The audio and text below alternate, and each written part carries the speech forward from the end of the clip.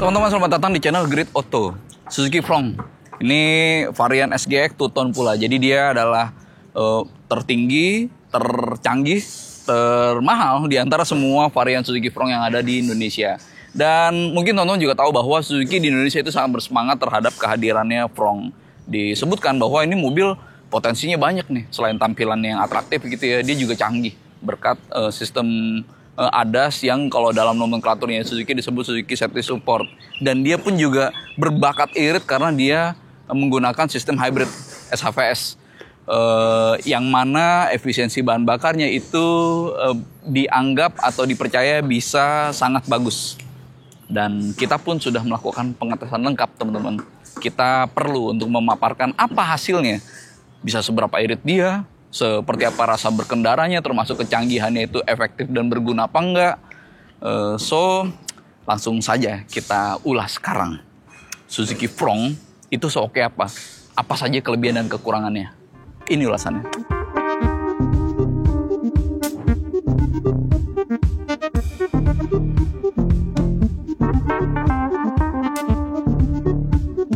Ya, teman-teman, kita mulai dari eksteriornya. Jadi mungkin teman-teman tahu bahwa kalau di global ya, di Afrika itu ada kembarannya Suzuki Frontz, Toyota Starlet Cruiser. Beda merek memang, tapi intinya secara global ini juga sudah ada di mana-mana meskipun belum tentu dengan badge Suzuki. Dan di Indonesia teman-teman, dia beradu atau bisa satu kelas dengan beberapa SUV yang sudah populer. Ada Toyota Race misalnya, ada Daihatsu Rocky, ada Honda WRV, WRV gitu ya. Jadi secara sosok ini mobil sebenarnya nggak hanya familiar dengan mata di Indonesia tapi juga di global. Dan di Indonesia pun dia nggak takut untuk berhadapan dengan lawan-lawan yang sudah lebih dulu eksis dan populer di Indonesia. Dan secara sosok teman-teman, ini sekali lagi, ini varian termahal. Termasuk dengan atap berwarna hitam, jadi two-tone gitu ya.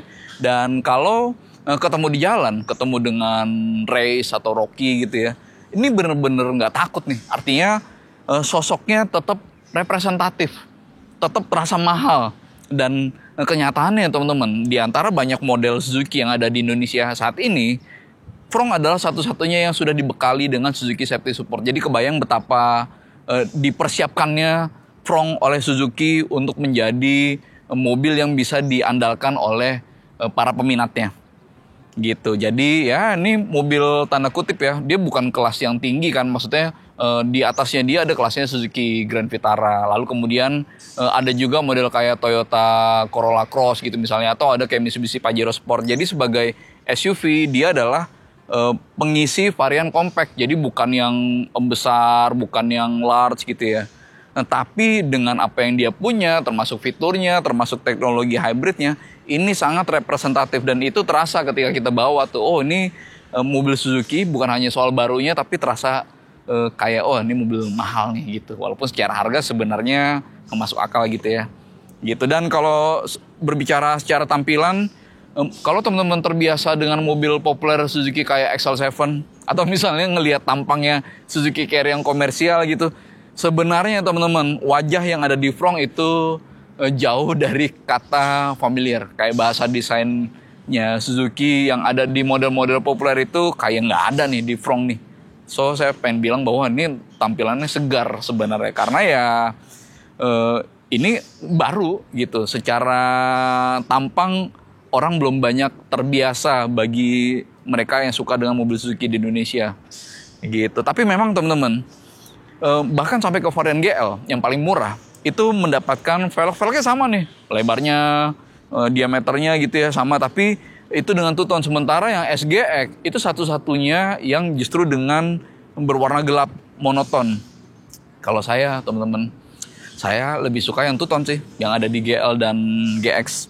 Kalau menurut teman-teman gimana? Lebih oke dengan body Frontz yang velgnya berwarna hitam seperti SGX ini atau yang two-tone?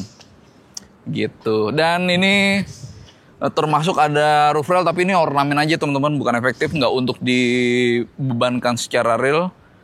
Lalu secara keseluruhan, benar bahwa dia SUV, tapi dengan panjangnya, lebarnya gitu ya, dan pipih bodinya, ini sebenarnya bisa juga disebut crossing over ya antara hatchback dengan SUV gitu. Kalau yang kayak SUV tulennya Suzuki itu sebenarnya ada di Jimny kali ya, yang bener-bener boxy, lebih tegas gitu ya. Cuma nggak sedikit juga orang yang suka dengan desain seperti ini, lebih urban, lebih oke buat daily di perkotaan gitu ya, lebih streamline gitu. Ya itu terkait selera sih. Tapi secara keseluruhan salah satu hal yang menggebrak dari Fronk dari awal itu memang tampilannya. Lalu kalau di dalam teman-teman interior, mungkin mereka yang sudah terbiasa dengan bagian dalamnya Baleno, rasanya akan ini kayak sama aja. Ya memang kan kebanyakan brand itu menerapkan bahasa desain yang sama termasuk di interior gitu ya. Jadi kalau rasanya mirip dengan Baleno ya memang dibuat seperti ini gitu. Tapi saya pengen tahu teman-teman, dengan desain Fronk eksterior maupun interior, menurut teman-teman itu oke apa enggak? Oke apa enggak untuk bisa menjadi hal pertama yang ngebuat orang tertarik sama Fronk? Tulis di kolom komentar ya.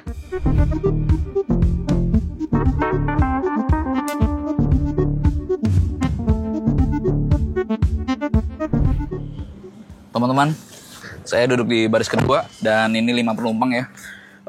Ini nggak ada sliding, jadi fix, pun dengan sandarannya nggak bisa direbah tegakkan, jadi nggak ada recliner, dan ini juga fix. Saya perlu tunjukin akomodasinya seperti apa, dan bangku di penumpang depan ini sudah disejajarkan dengan bangku pengemudi untuk ketinggian saya 168 cm. Yang tersisa ini segini teman-teman. Udah lebih dari 10 jari, udah lebih dari 15 jari bahkan. Jadi saya pengen bilang bahwa ini mobil lega. Legroomnya itu lega. Padahal panjangnya nggak lebih dari 4 meter keseluruhan bodinya. Jadi ya Suzuki bisa mengemas interior dengan akomodasi yang cukup leluasa. Sementara headroomnya buat saya itu ya cukupan aja. Tapi bagi sebagian orang ini bisa menjadi sempit. Ya kelihatan ya dari luar kalau ini bentuk bodinya emang lumayan pipih. Tapi headroom pun untuk orang yang lebih tinggi dari saya, misalnya 170-an gitu ya, mestinya nggak terlalu berpengaruh, nggak seberpengaruh legroom. Karena kalau legroom itu terbatas, pasti orang lebih mudah untuk terasa sempit, dan untungnya ini terasa lega. Gitu. Dan akomodasi yang bagus nggak hanya buat penumpang teman-teman, tapi juga di akomodasi kargo, di bagasi. Bagasinya gede. Meskipun dia nggak rata lantai gitu ya, dan mungkin itu menjadi kelebihannya karena volumenya jadi bisa lebih tinggi kan. Tapi akomodasinya untuk kargo itu gede. Saya senang dengan ventilasi ini, jadi distribusi udara dinginnya oke. Dan kalau ditanya apa yang nggak enak dari akomodasinya, mungkin ini seperti kebanyakan mobil-mobil zaman sekarang gitu ya. Jadi yang di bangku baris kedua, yang di bagian tengah itu ergonominya cenderung lebih kaku dan menonjol. Jadi ya kalau saya lebih pilih yang di kanan atau kiri dibanding yang tengah gitu ya. Gitu. Dan teman-teman, balik lagi kalau soal kargo ya. Ini jadi bisa dilipat bangkunya 60-40. Yang 60 yang ini, 40 yang ini. Artinya kalau misalnya teman-teman mau mengakomodir barang yang lebih besar, lebih panjang gitu misalnya, ini bisa dilipat dan itu bisa menghasilkan kargo ekstra. Gitu. Jadi secara akomodasi Fronk itu bagus. Kalau soal fitur gimana sih? Nah, ini soal fitur nih. Tapi fitur itu terkait dengan rasa berkendaranya. Jadi saya perlu menjelaskan dulu rasa berkendaranya Fronk itu seperti apa sih. Oke.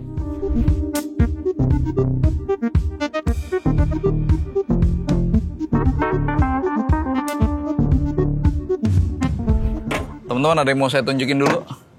Jadi ini adalah kompartemen Suzuki Fronk yang SGX. Jadi teman-teman, SGX dan GX itu menggunakan sistem hybrid khas Suzuki SHVS. Itu mild aja, bukan yang hybrid full, bukan yang motor listrik juga berkontribusi besar terhadap melajukan mobil, enggak. Jadi dominannya tetap dengan mesin bakar. Tapi teman-teman, pun dengan mild hybrid, ini potensinya besar nih.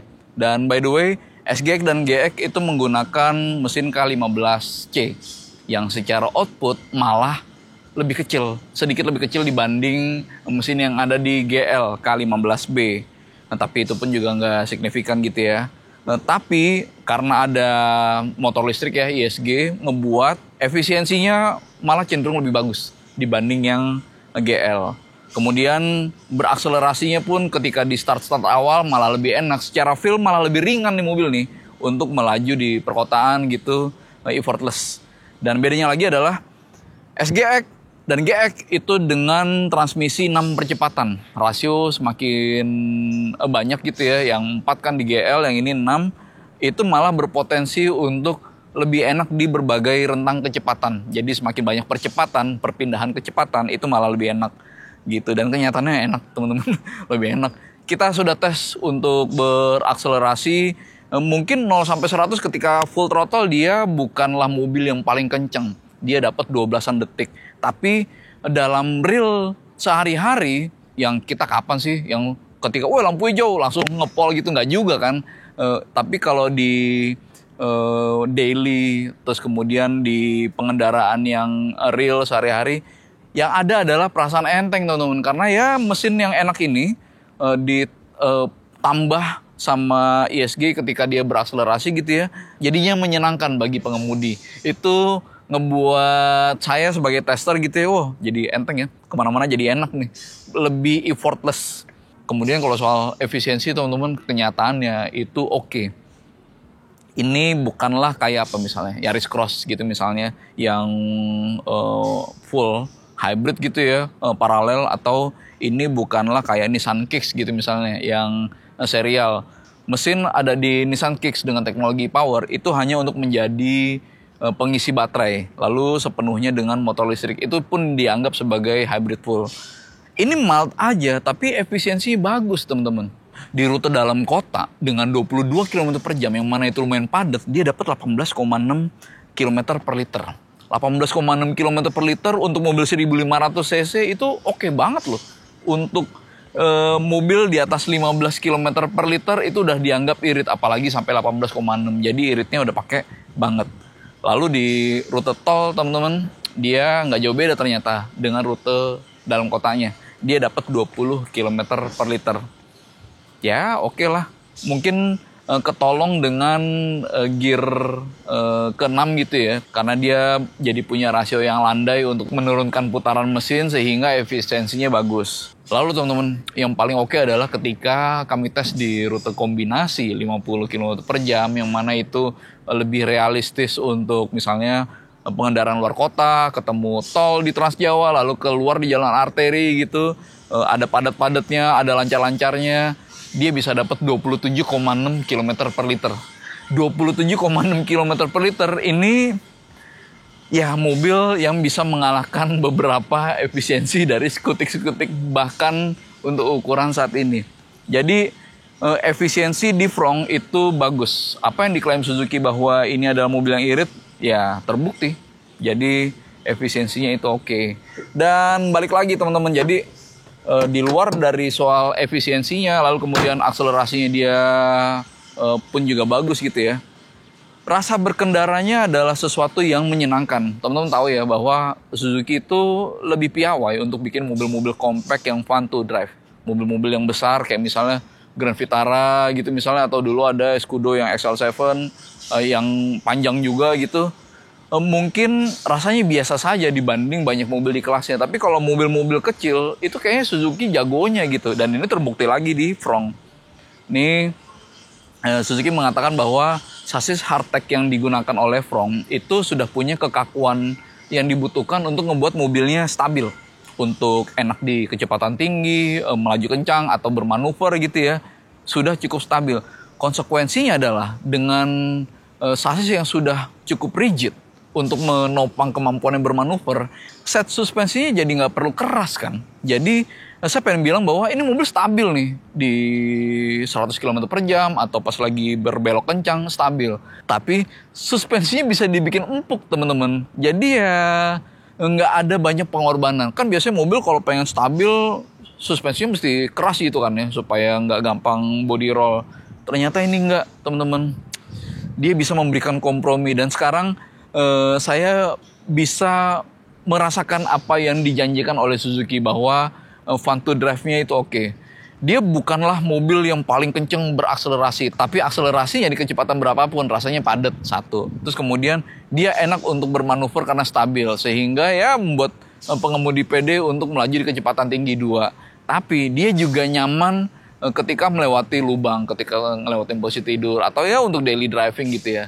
Jadi secara keseluruhan impresi yang saya dapatkan dari mengendarai Fronx ya positif gitu.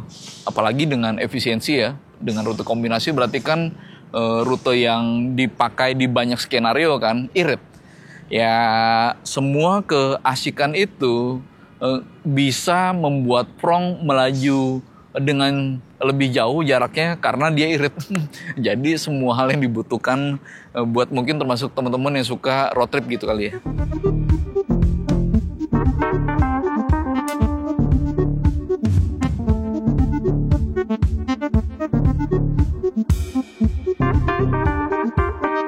Dan tambah lagi, seperti yang tadi saya sampaikan, ini mobil dilengkapi dengan fitur Suzuki Safety Sport yang mana di dalamnya itu ada kayak lane keep assist atau adaptive cruise control. Lane keep assist itu ngebuat mobil ketika sistem mendeteksi bahwa wah nih mobil melewati marka jalan tapi tanpa intensi yang ditandai si pengemudi nggak mengaktifkan sen. Jadi komputer menduga bahwa wah ini sedang melenceng, maka setir bisa membelokkan secara otomatis mengembalikan ke lajur yang benar. Dia sedang menolong kita. Jadi rasa berkendaranya dengan lane keep assist yang menjadi bagian dari Suzuki Safety Support ngebuat dia terasa canggih gitu. Itu pertama. Lalu kemudian dia punya adaptive cruise control. Kita set aja misalnya di kecepatan 80 km/jam gitu ya. Kalau misalnya mobil di depan atau bis di depan atau truk di depan itu melaju kurang dari itu, dia akan bisa ngerem secara otomatis untuk menyesuaikan kendaraan di depan. Dan kalau misalnya udah kondusif lagi, dia bisa ngegas lagi secara otomatis untuk kembali sesuai dengan kecepatan yang kita set di awal. Jadi ya fitur-fiturnya yang juga terkait dengan rasa berkendara itu bisa memberikan feel yang bagus juga. Oh ini nggak hanya enak, nggak hanya irit, tapi juga bisa canggih untuk berlaku semi otonom ngebantu pengemudi gitu. Emang fitur selanjutnya atau fitur lengkapnya tuh ada apa aja sih? Kita bahas lagi.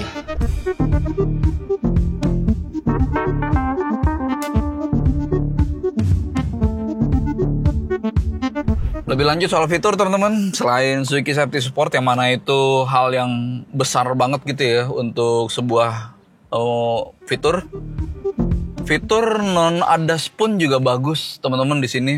Masuk dengan keyless entry yang mana modul remote-nya juga kecil banget. Ini enak banget nih buat dikantongin, hampir nggak jauh beda dari jempol saya. Lalu kemudian nyalain mesin juga pakai tombol, itu resep yang umum ya diterapkan di mobil zaman sekarang. Tapi saya suka ada beberapa fitur ekstra yang itu bagus buat pengemudi. Misalnya ini ada HUD head up display teman-teman. Ini bukan soal canggih-canggihan sih, tapi ini efektif buat meningkatkan kenyamanan untuk nilai keselamatan. Iya, nyaman bagi pengemudi untuk memantau info, tapi juga bagus untuk nilai keselamatan karena pengemudi bisa tetap mengakses informasi tanpa harus menolehkan kepala, teman-teman. Jadi tinggal melihat saja yang ada di layar ini, maka semua info krusial, misalnya kecepatan, putaran mesin, posisi gigi, atau jam gitu misalnya, ada di HUD. Lalu ini ada pedal shift. By the way teman-teman, ini menggunakan transmisi 6 percepatan seperti yang tadi saya sebut gitu ya. Dan 6 percepatan itu bukan CVT yang di pecah-pecah rasio beltnya, tapi ini memang benar-benar 6 gigi gitu. Jadi ketika menggunakan pedal shift ini, kita tahu bahwa ini kita sedang benar-benar mengontrol gear hidraulis. Jadi ya buat teman-teman mungkin yang car enthusiast dan peka sama hal kayak gini, ini menyenangkan nih. Kita benar-benar sedang mengontrol gigi secara manual gitu, mode manual. Lalu teman-teman ini ada kamera 360, tombolnya di sini dan tervisual di layar head unit, dan itu oke. Ini bodinya sebenarnya nggak besar kan, panjang nggak lebih dari 4 meter, tapi dengan adanya kamera 360 tentu akan lebih bagus ketika ngelewatin jalan sempit. Dan itu mungkin tuh pas lagi jalan ke kantor macet atau terpaksa melewati jalan potong gitu ya, kamera 360 itu benar-benar ngebantu. Terus ini ada akses untuk Apple CarPlay, Android Auto, kemudian di sini ada wireless charging, lalu dia ada stability control, itu bagus, pakai banget. Lalu dia sudah dilengkapi dengan 6 airbag, teman-teman. Secara fitur, Frong bisa saya bilang bagus, teman-teman, untuk harga 320 juta, 320 kecil gitu ya. Set harganya untuk apa yang diberikan oleh Frong terhadap pembelinya, menurut saya value-nya bagus. Gitu. Jadi fitur juga menjadi nilai kekuatan dari Suzuki Frong.